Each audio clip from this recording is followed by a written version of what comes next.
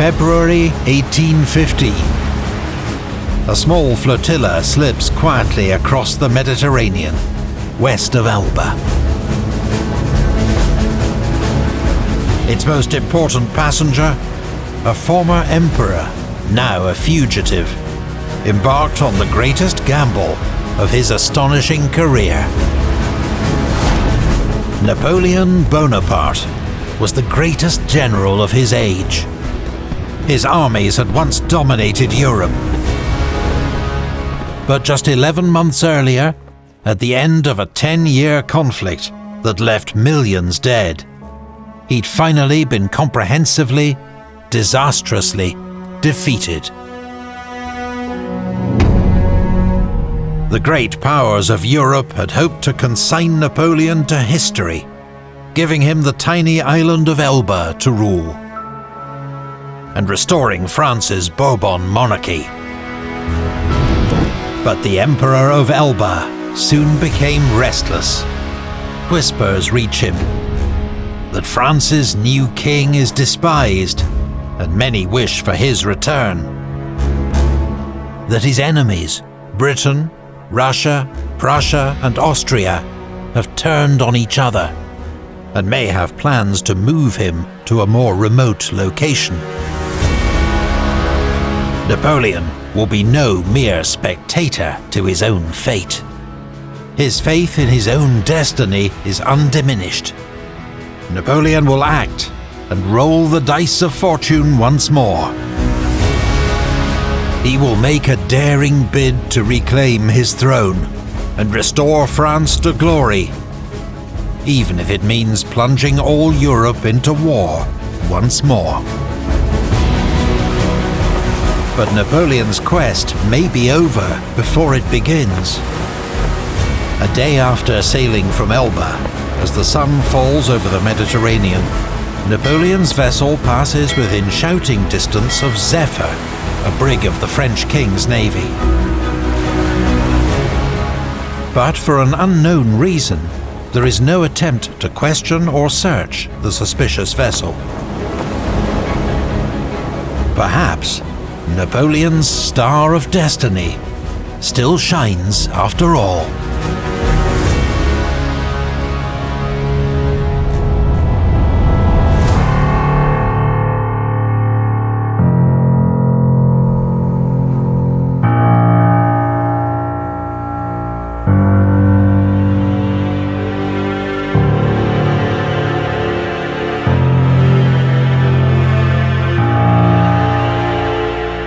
On the 1st of March 1815, Napoleon lands at Golfe-Juan with 1,000 grenadiers of his Imperial Guard. He's just 15 miles from Nice, where his glorious first Italian campaign began 19 years earlier. Napoleon has no illusions of the danger. He must win support and turn the tables on his enemies before they trap and arrest him, or worse. Therefore, he must travel fast before they can organize. Aix, on the main road, is a royalist stronghold, so Napoleon takes a more mountainous route to the east. He and his entourage travel 190 miles in 6 days along narrow, winding tracks. There is snow and ice and sheer mountain cliffs. Napoleon, now 45 years old, has to travel on foot for much of the journey. Sometimes he stumbles and needs assistance. The contrast to the youthful First Consul Bonaparte of 1800 crossing these same mountains is stark. As he moves north, things start to improve. At Sisteron, Napoleon is welcomed by the mayor. At Gap, he is cheered by crowds. But then, on the 7th of March, outside Grenoble, the road is blocked by French troops sent by the king. The Fifth Line includes many veterans of the Empire, men who have served under Napoleon's command. There is a standoff. the Emperor's grenadiers implore the Fifth to join them. Then Napoleon himself steps forward, throwing open his grey coat. "Soldiers of the Fifth, if there is one among you who wishes to kill his Emperor, he can do so. Here I am." A royalist captain gives the command, "Fire!" There is silence. Then, cries of "Vive l'Empereur!" ring through the regiment. They are won over. "On my march to Grenoble, I was an adventurer," Napoleon later recalled. "In Grenoble, I once again became a sovereign."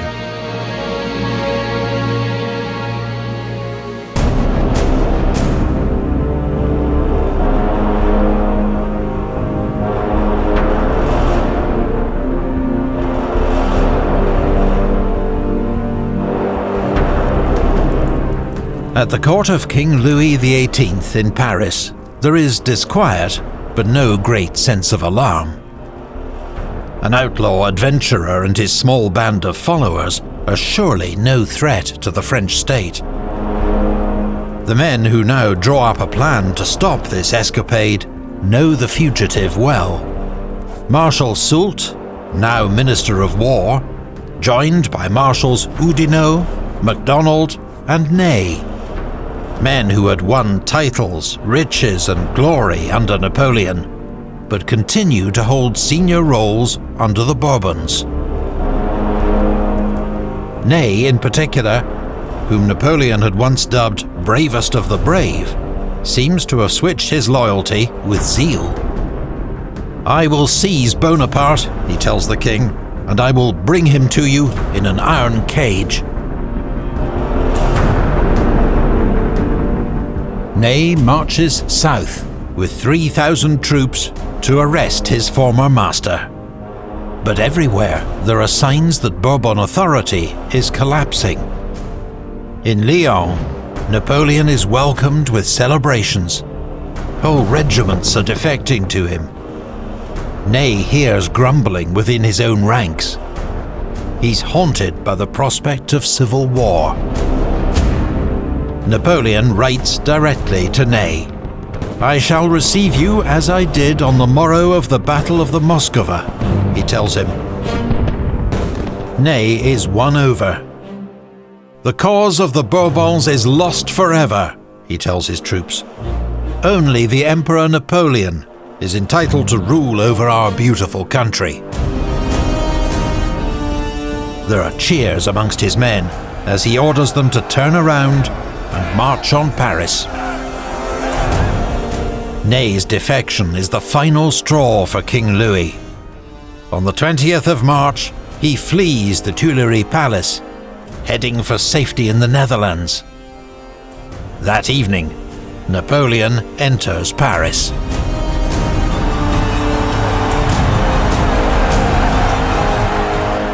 At the Tuileries, he is acclaimed by former ministers, dignitaries and soldiers, many of whom are now out of work.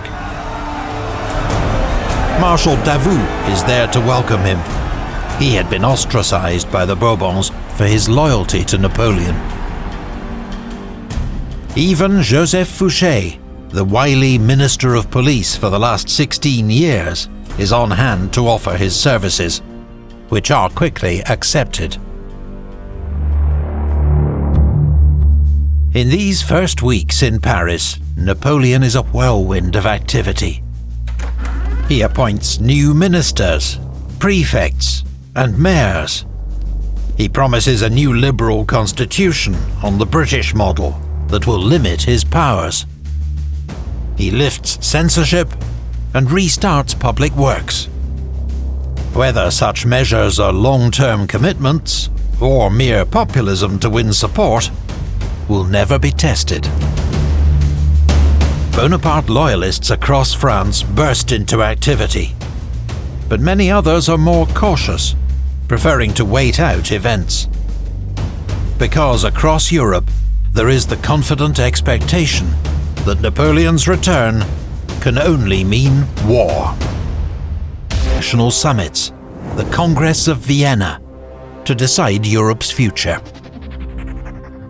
But without the threat of Napoleon to bind the coalition together, old rivalries and suspicions soon re-emerge. There are bitter disputes about territory and sovereignty. A break between them, even war, seems a distinct possibility. But when the Allied monarchs hear that Napoleon has landed in France, they do not hesitate. They put aside their differences to form a seventh coalition and declare war not on France, but on Napoleon, an enemy and disturber of the world. They plan to raise 4 massive armies.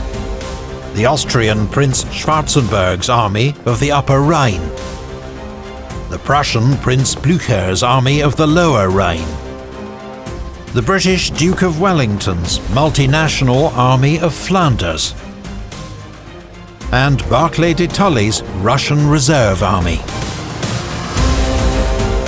They will be supported by smaller contingents from Sweden, Denmark, Italy, Spain and Portugal. Their total strength, on paper, nearly 1 million men. Napoleon has just 200,000 troops. Thousands of veterans have flocked to the colours, but the nation is exhausted. The return of conscription is dreaded, and Napoleon's war chest is a fraction of what is required. Parts of France are already in revolt. Royalist insurrections in the Midi and the Vendée force Napoleon to dispatch troops he cannot easily spare. Napoleon himself is still capable of prodigious bursts of energy and works 15 hours or more in a day. But years of exertion have taken their toll. Count Molion, his finance minister, observes, "He found himself confined in a narrow space. His meditations became laboured and distressing. He withstood less well the strains that were within him.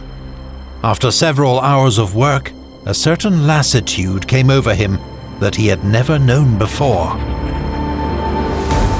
Napoleon knows he has one chance. It will take his enemies months to assemble and organize their armies.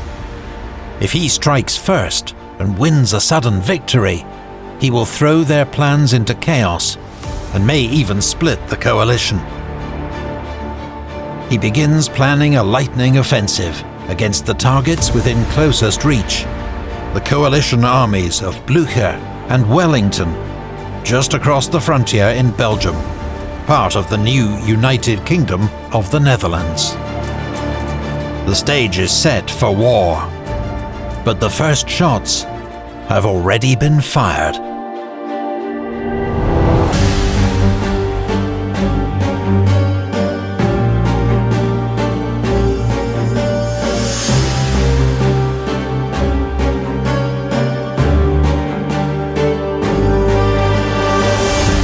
While Napoleon was still marching on Paris, on the 15th of March 1815, Joachim Murat, King of Naples, former Marshal of Napoleon's empire, and his brother-in-law, had declared war on the Seventh Coalition. Murat had loyally served Napoleon as a brilliant cavalry commander, from Italy and Egypt to Russia. But in 1814, he betrayed Napoleon, defecting to join his enemies. He only later realized that the coalition had no intention of letting him keep the throne Napoleon had given him. Murat's Neapolitan forces sweep through the Papal States and enter Bologna. But when the Austrians finally muster their forces, the tide quickly turns. Murat suffers a string of defeats, and in May 1815, as Austrian troops enter Naples, he flees to France. On arriving in Toulon, Murat appeals to Napoleon, offering to fight at his side once more. Napoleon is not interested.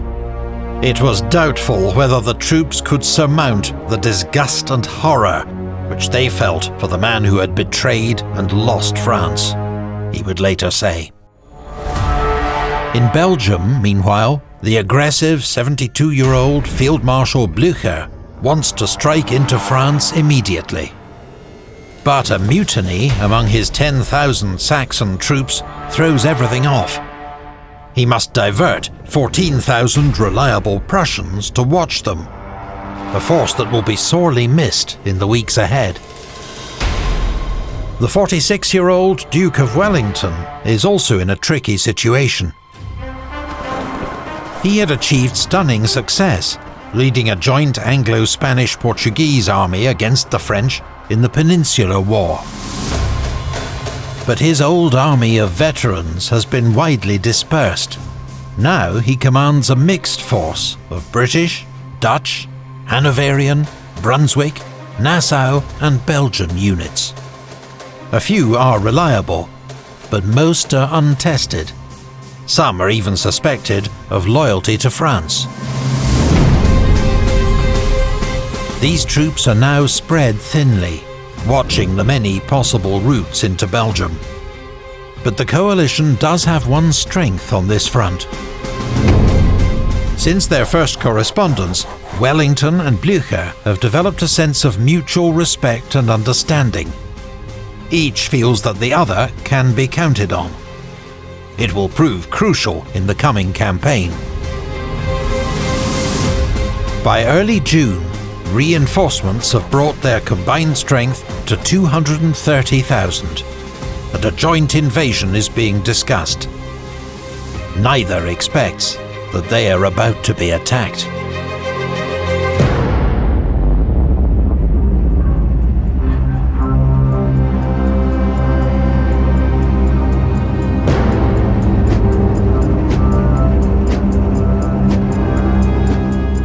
Along the Belgian frontier, the French have imposed strict secrecy. Civilians are not permitted to cross the border. French troop movements are hidden. Misinformation is spread. On the 12th of June, Napoleon makes a conspicuous public appearance in Paris, then quietly slips away and races off to join the army. The French Armée du Nord is 128,000 strong, divided into 5 corps, a cavalry reserve and the Imperial Guard. Though it includes many veterans of Napoleon's campaigns, it's a far cry from the Grande Armée of 1805. Supplies are scarce, hard cash even more so. The cavalry and artillery arms have recovered somewhat from the desperate days of 1814, but officers have been assigned to unfamiliar units, and discipline is lacking even within the ranks of the Imperial Guard. Above all, Napoleon faces a crisis in leadership. Of the 26 marshals he'd created under the Empire, 3 have been killed in action. 4 have switched allegiance or disavowed Napoleon. 4 stand by new oaths of loyalty to the Bourbons. 10 are either too old for field command or prefer to remain politically neutral. This leaves Davout, Grouchy, Ney, Soult and Suchet. All excellent, battle-tested commanders, but too few for the struggle ahead. Noticeably absent is the man often described as the indispensable marshal, Berthier. As Napoleon's chief of staff for 2 decades, Berthier had performed the vital role of overseeing the emperor's headquarters and turning his words and thoughts into orders. But in March 1815, he fled to the Netherlands with King Louis. Napoleon is astonished and outraged. "I have been betrayed by Berthier, who was just a gosling transformed by me into some kind of eagle." Then, on the eve of war, Berthier falls from a high window. An accident seems most likely, but foul play cannot be ruled out. As Berthier's replacement, Napoleon picks Marshal Soult, thus giving an administrative role to one of his best battlefield commanders.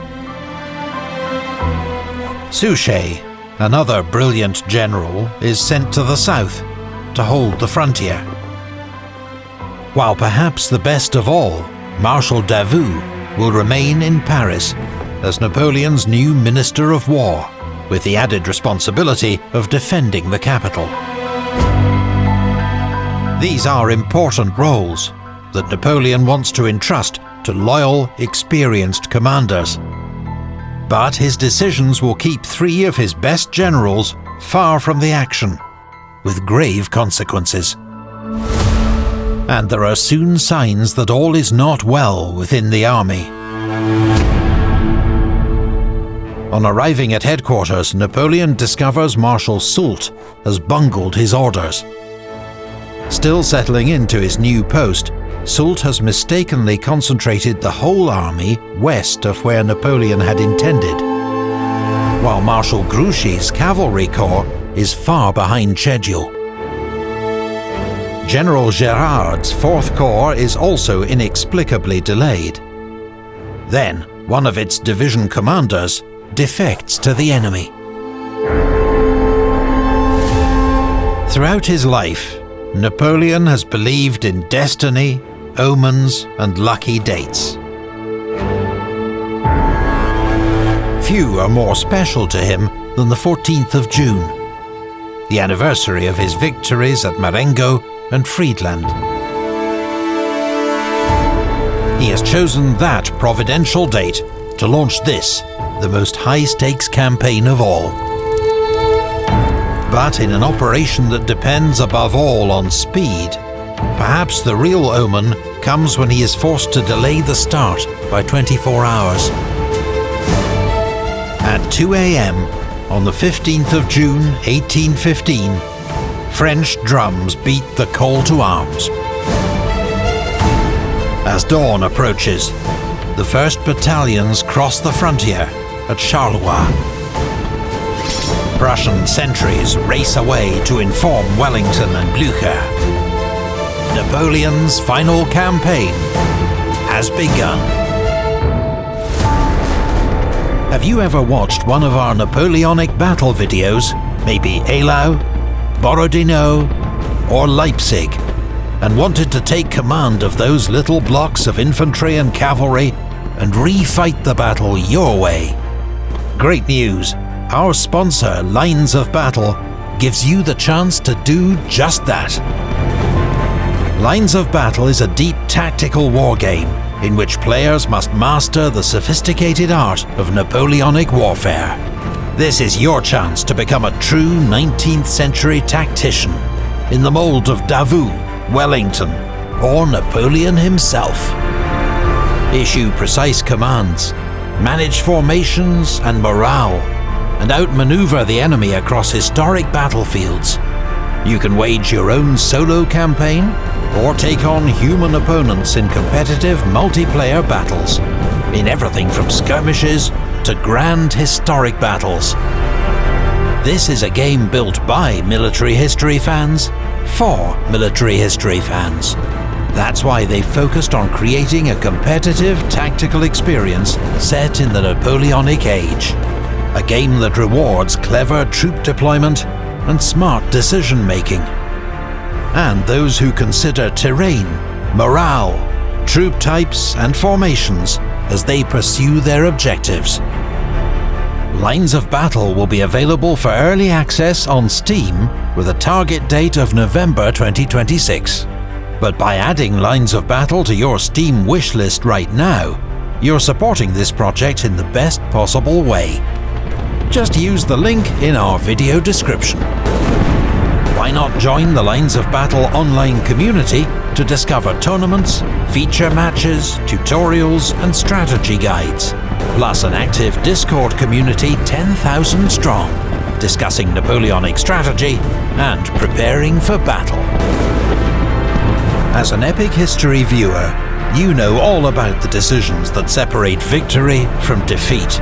Lines of Battle gives you a chance to put that knowledge to the test. So don't just watch history, command it with Lines of Battle. Thanks to our series historical consultant, Dr. Zach White, host of the Napoleonic Wars podcast. And thanks also to the Patreon supporters who help to make this channel possible. From builders such as El Fuego de Alfa, The Lords and Garrett Shimamoto, to citizens like Cameron Walsh, Adam Rain and Rafael Moreno, and heroes like Eric Yardley. And now you can also support the channel by joining the ranks of the Grognards, our valued YouTube members who gain access to loyalty badges, custom emojis and merch discounts. Click the membership link on our channel page to sign up now.